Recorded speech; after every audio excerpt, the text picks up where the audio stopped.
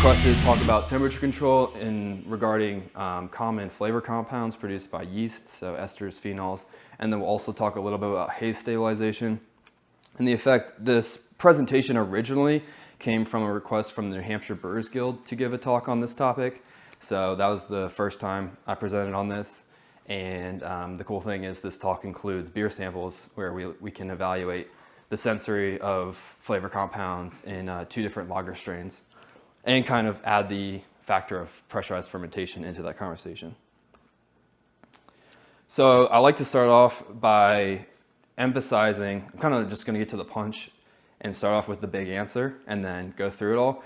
So we've all heard that probably the number one thing you do to control flavor compounds with temperature is more temperature, more flavor compounds, and that's predominantly true. So just to get that out of the way, that's nothing new. I'm not going to tell you that, and that's going to be like mind-blowing, but that's not true for every scenario. And there's a lot more you can do outside of temperature to adjust how these flavor compounds are produced, and that's what this slide is really trying to emphasize. This is a fractal look at the production of beer.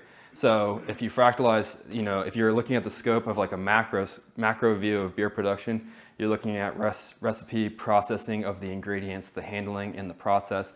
That all affects the production of flavor compounds. So you gotta remember that there's many scopes to how these compounds are produced, not just temperature. Just wanna make that clear up front. And then if you look down, from the tree analogy down to the branches, we're talking about the actual ingredients themselves in terms of flavor compounds. And then if you look down again to maybe the twigs or the leaves, that's when we get down to these flavor compounds we're talking to today. So this is all like a symbiotic process, essentially. Everything's affecting everything. So it's really hard to predict, if you change this one variable, you're going to get this one outcome.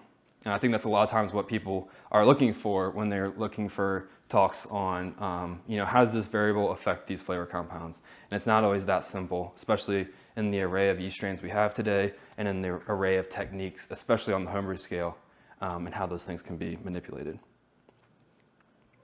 A little overview of the flow of this presentation. We'll talk about esters and phenols first. We'll talk about what they are chemically, how they are formed biologically through the yeast, and then what do they contribute, how to control them.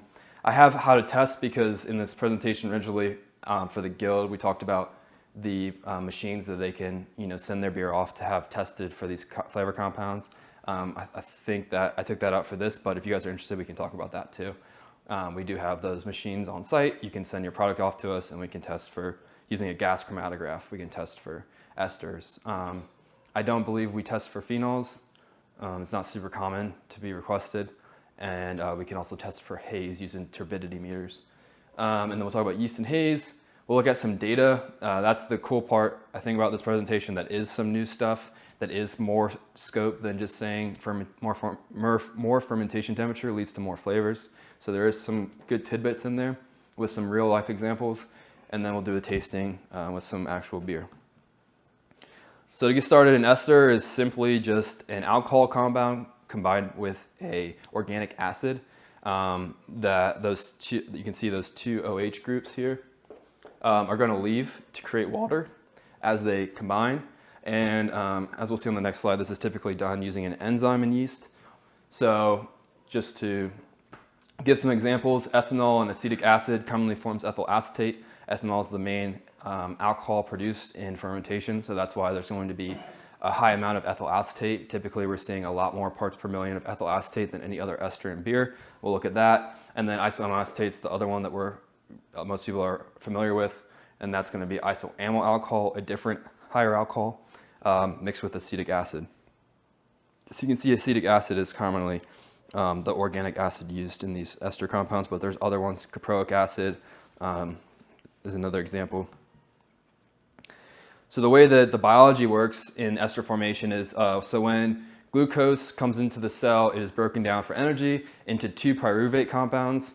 And that's not super important for this conversation, but essentially it's just part of a pathway that releases energy for the cell to use, ATP, and it's used to synthesize a lot of things, proteins, lipids, a lot of the components that are vital for nucleic acids, everything that a cell needs to survive. And this is not just unique to yeast. I mean, the process of ester formation is, but like the pyruvate and acetyl-CoA, or the coenzyme A, that's common in all living life forms. So biology is just going through this step of that's really used to, of synthesizing things to create energy. And in that, at a certain stage, we'll get some things that when they combine via an enzyme, they can produce these flavor compounds that we taste called esters. And the two enzymes commonly used by the yeast are the acetyl transferase enzymes, AATase1 and 2. They are the ones that catalyze these formations. So that's kind of the complex parts of ester formation. So the real tidbits out of that is just to understand that it's biochemistry and it's complex, so it's really hard to predict, the actual changes that we're seeing just based off a single variable. Here's a list of the esters that are commonly measured in beer and the flavors they produce. I think this is something that a lot of people want to see. And the ones that we're typically seeing the most, you can see parts per million where we're tasting ethyl acetate and isoamyl acetate. Ethyl is way, way higher. So that just means that flavor to us is less, we have less of ability to pick that out at we have a lower threshold for it. So if we had a high threshold for ethyl acetate, as high as we do for some of these compounds, then this would be so extreme that it would taste really bad to us. Kind of like the idea of like maybe thiol compounds, they're parts per trillion, they're very, very small. And when there's so many of them, they start smelling like sulfury and sulfur compounds. It's the idea of the human threshold and how those change along that threshold. Isoamyl acetate is going to be the next highest. That's going to be, our Hefeweizens, Belgian beers, wit, sometimes wit, not as often, but definitely an ale strain, common ester production. And then these are all a little bit lower in the threshold. Ethyl hexanoate is a big one talked about, and then also some of these pineapple-y ones, octanoate, and a few of the others. Pineapples can be a common one, especially when we're talking about some of the newer styles that we're seeing today. So how do we control this, right? This is like the big question. Well, technically speaking, we learned how they form, so we can deduce that the amount of acids and the amount of higher alcohols would control how much is produced, because you have to have a certain amount of substrate to produce the resulting end product. And it's also going to depend on enzyme activity, which I think my personal hypothesis, having not been studying these super intently, is just that this is the most controlled aspect of the variables that we're talking about today, like temperature. So and yeast metabolism increases as you increase temperature. That's true for bacteria and all these other things that we see in these products. So that's why we lower lagers to be colder, because the lower temperature reduces metabolism, which reduces flavor contribution. And the same can be said, I think, for why these things happen, is mainly because of this enzyme activity. Because if these substrates are the same quantity in the same two beers, and you just lower and raise temperature drastically, you affect metabolism, and that changes these ester production compounds more than when these are the same. It's essentially changing one variable and keeping the other two the same. So just to remember, ester synthesis is not simple, and we'll talk about this more, and you'll see how this can, regardless of temperature, this can change. It can be higher or lower. It's highly strain dependent. That's very, very important. So that's where the trial and error kind of comes in, and why people have certain strains that are their favorites, or that they really like a specific fermentation over a different one. Esters typically increase with gravity. So that's the idea of more metabolism. The more sugars and nutrients you have that are being consumed, the more metabolism that you have going on, the more ester production. So that's why we're seeing more esters commonly in like Russian imperial stouts, barley wines, big Belgian beers, things like that. They have more of that fruity component. More oxygen typically lowers esters. Now, this is something kind of opposite of what I thought when I first read it, but it's because that oxygen, or more oxygen, is going to be used by the yeast to grow and kind of use acetyl-CoA in a different way for the synthesis of cells and cell membranes, lipids, things that they need to keep growing. So in a low oxygen environment, you have less cellular division, less yeast growth, and so you'll get more ester production because they'll be utilizing the pathways for more flavor production rather than for more growth. Some other interesting things about esters that I've kind of read about just when looking into giving this talk, some things to think about. There are some papers that show that low pH, the lower the pH, which isn't really common with your starting pH. Typically we're seeing 5 to 5.2. So this isn't really applicable. You're not really starting with lower pHs, but typically the lower the pH, the less ester production you'll see, which is probably hindering the metabolism of the yeast because it's a stressor on its environment. And another thing too is they found that the more trub, I think this one's more important, especially on the homebrew scale, the more trub you have can actually lower ester left in the beer because my understanding from just briefly reading this is that there's more lipid content or fat content from the trub, and I'm assuming that these have some role in binding and pulling out these flavor compounds. I could be mistaken on the function and how that actually works, but somehow the esters are being reduced, whether that's inhibiting yeast function in terms of ester production, or if that's actually just helping remove them from the beer itself. I don't know that exactly. There are some other, what else would affect ester production? Pitching rate. Typically higher pitching rate. There have been studies that have shown, you're getting less of that cellular division in a higher pitching rate because cells can detect how much sugar and nutrients are in the environment, and that will help them determine how much they need to divide. They will divide to an amount that is essentially correlates to the scale of sugar and nutrient they have. So they kind of create their own biomass. So if you add more yeast, you're going to see less growth because the yeast are all competing and they realize, okay, there's a lot of us and not a lot of things to use. So then they will, their metabolism will maybe produce more esters. Whereas lower yeast, you'll have lower pitch rates. This was shown at like pretty standard pitch rates. If you greatly underpitch, this could be very different, which does happen. But this was shown at like 5 million, 7 million, 9 million cells, which is a pretty good pitch rate for a standard ale from like at the low end to the high end. And the 9 million cell pitch rate had more ester production in the study that I saw. All right, yeah, so then moving on to phenolic compounds. These are just aromatic rings. They all have hydroxyl groups, which are those OHs attached to the top. And these are the result of fermentation, like a biochemical pathway. Ingredients can impart phenolic compounds just by themselves, and then certain processes like heat over time can also impart, like the longer boils can also impart the conversion of phenolic compounds. So common ones that we talk about are 4VG, 4-vinyl glycol. That's probably the most common one we talked about. And that's going to be made on the top here. We see those 2 steps in the formation of 4VG, 4-vinyl glycol, and then 4-ethyl glycol. And so the first step is going to be decarboxylation. So we're going to be removing that carboxylic acid that's on the bottom, the COOH, double bonded to the 2 other carbons.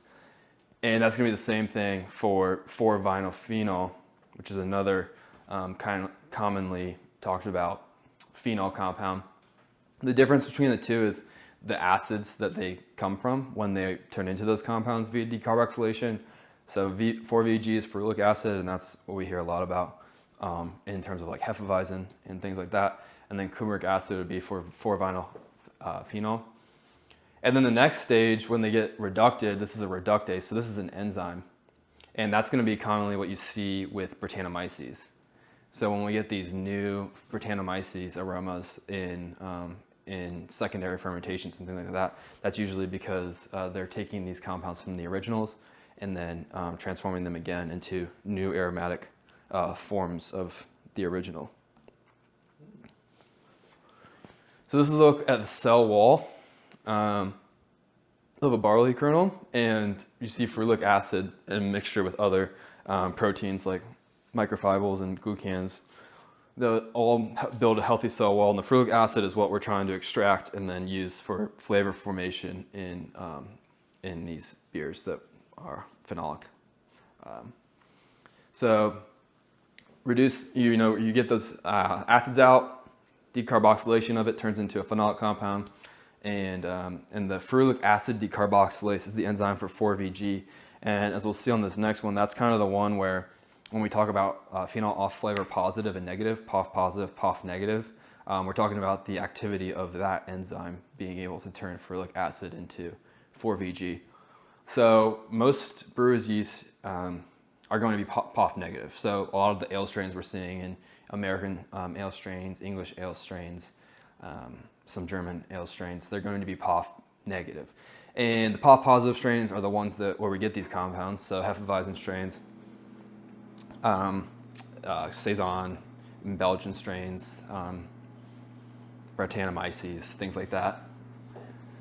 And this was completely done through natural selection over hundreds of years of brewers, tasting a batch and being like, I like that. And then they harvest and reuse that yeast, or being like, I don't like that, and they get rid of that yeast. And that's kind of naturally selected how some of these strains have shut off this yeast through, or this gene through mutations, or they selected for yeast cultures that had this gene turned on still. And that's kind of how we have this distinction nowadays. So these are the 4 examples I mentioned in that first slide, and their flavor components. Clove spicy is the one that we're really familiar with. The smoky spicy, so the ingredient contribution aspect would be smoked malts. They will impart phenolic compounds just from the ingredient themselves, not through like any conversion other than through the mash and things like that. But the compound itself is just being pulled into solution. And then we have the 2 on the bottom that these are the common flavors we hear with Brettanomyces, right? Barnyard, kind of medicinal, plastic sometimes. And they're at very low concentrations as well, similar to some of those esters we saw that were also pretty low. So going back to the control, it depends on the substrate. So the amount of the acids we have available to us to turn those in is going to control how much we're able to produce, as well as the enzyme activity. So this is just kind of formulating, when you think about the formation of flavor compounds, well, you really got to think about what do they form from, and how do I get more in there, and then how do I make sure that those things turn into the end product when you're trying to get more of it. Not that the most you can possibly get is not always what you're trying to achieve, but if you're getting less than you would desire, just think about it. What forms this, and then how do I get it to be turned into what I want more? And that's what we see here on the right in this Journal of the Institute of Brewing article. So this is a paper on enhancing the levels of 4-VG and 4-vinylphenol, the other decarboxylation phenolic compound, in a pilot scale top fermented wheat beer by response surface methodology. So this data right here are like these points of measurement were for the maximizing the most 4-VG and 4-VP they saw in that trial, in that study. So at 40% wheat malt in the grist, at the mash-in temp of 44°C or 111, a boil time of 88 minutes, and a fermentation temperature of 19.5 Celsius, that achieved the most phenolic compounds of all their trials. So they kind of did less and more of each one of those components to see which one produced the most. So if you're really trying to get a lot more phenolic compounds, kind of mimicking those ranges would be a good start.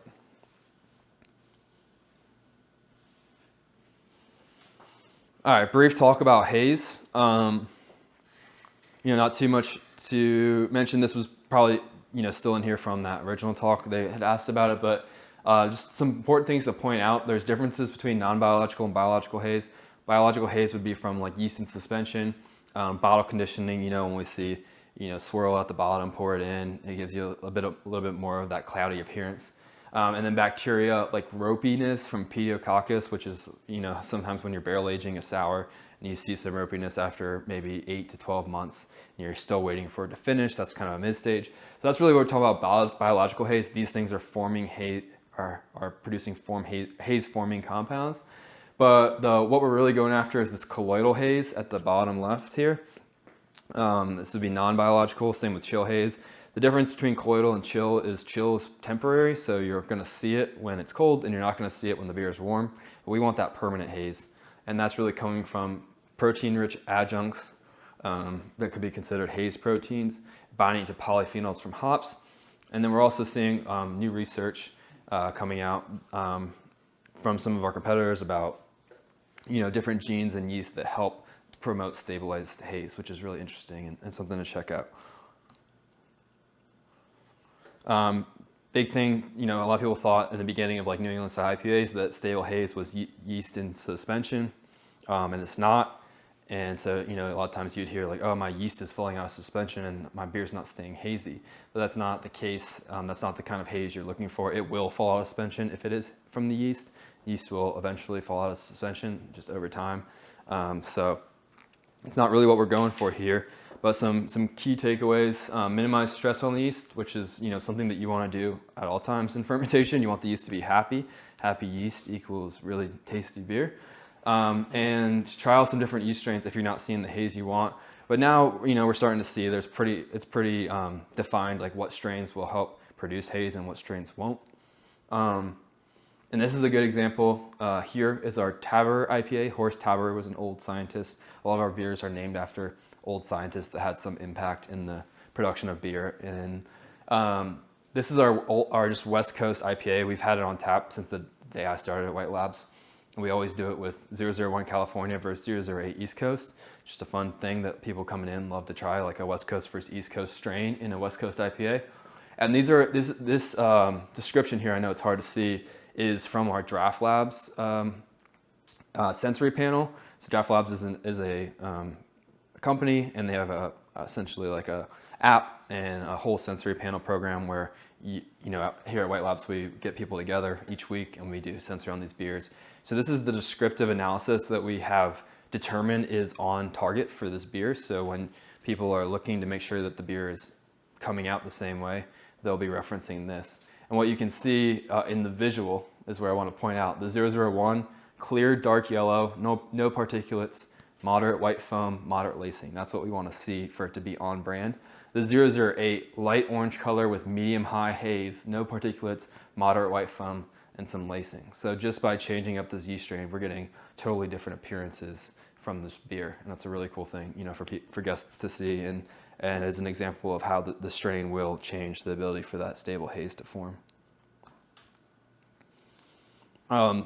There's an enzyme that will help if you are experiencing chill haze. Just to discuss enzymes real quick. And it cleaves at a specific amino acid in the protein complex that binds these haze forming particles together. So to eliminate it, it cleaves these specific amino acids, and at the same time, some of these proteins that it cleaves are also gluten molecules, so it's a good gluten reducing enzyme as well, and it will get your beer under 20 parts per million, which is the FDA safe to drink standard for reduced gluten statements.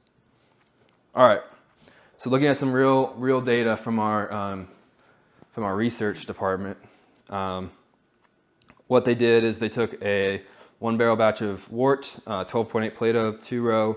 They iso-hopped it so that it would just be preventing any kind of growth, but not something that we would be able to taste too much. Just gives it a little bit of bitterness so it still tastes like beer.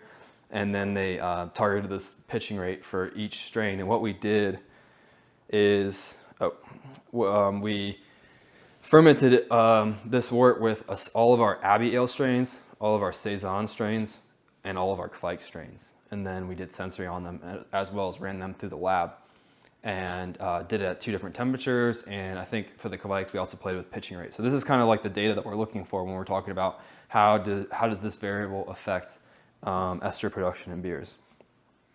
I put this slide in here just to show that, once again, this is all part of a synergy thing. So when we're talking about a specific variable and a specific flavor compound, it's just important to remember that trying to play with this flavor compound by manipulating a certain variable will also affect the production of all of these other things that are in the yeast metabolic process. The yeast is producing over 500 compounds that are perceived by humans.